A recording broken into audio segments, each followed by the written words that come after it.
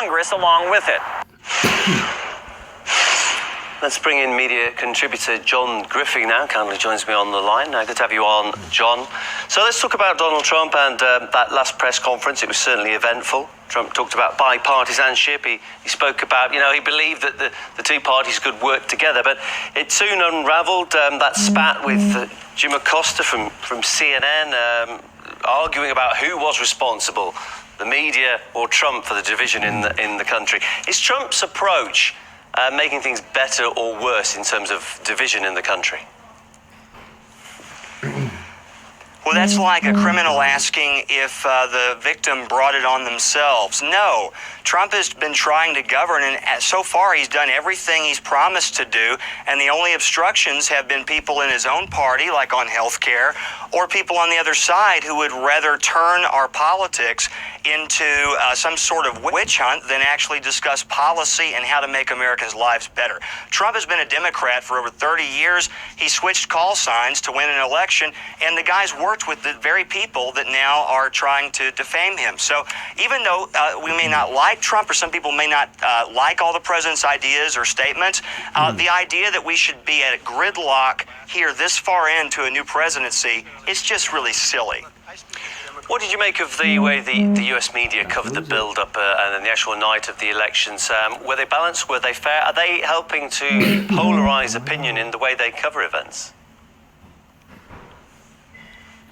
Well, the media has been servicing an agenda for not just Trump. The media's been doing this type of thing and dividing the American people now for at least several decades. It's just gotten worse because more of the people in positions of power now are not they're not the elites. They're not the Bush, Clinton, oligarchy. They're fresh, a lot of fresh faces. So that being the case, the media has stepped into overdrive because this incestuous thing they had with the feds for several decades now is in threat. So is under threat. So that's why you're seeing this type of division. I don't know if you saw the events involving protesters outside the house of Tucker Carlson from Fox News. They were, again, very close to his house. His family were inside. They were calling him a racist from the clip that we've been playing. Fox News are accused of being partisan. The accusation will be that Tucker Carlson's partisan. But is this an appropriate response? No, look, this is insane. And the very people attack my former employer, by the way, my former boss at the Daily Caller, okay? Tucker's a great guy. He's been on multiple networks, NBC, which is considered left of center. How people who have actually just won the House, the Democrats, think that it's now even necessary to try to savage or commit violent crimes against those with whom they disagree is really a commentary on the left. The left no longer means classically liberal. It no longer means open-minded and able to deal with other perspectives. It means puritanical, like Oliver Cromwell, Lenin. We're talking Lenin here, not Trotskyite, It's no longer open or tolerant. It is only tolerant of itself.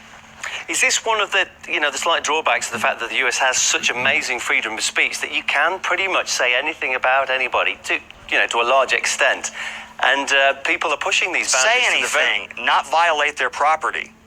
Yeah, but they're pushing this to the maximum, aren't they? Yes, it's creating they a lot are. of animosity.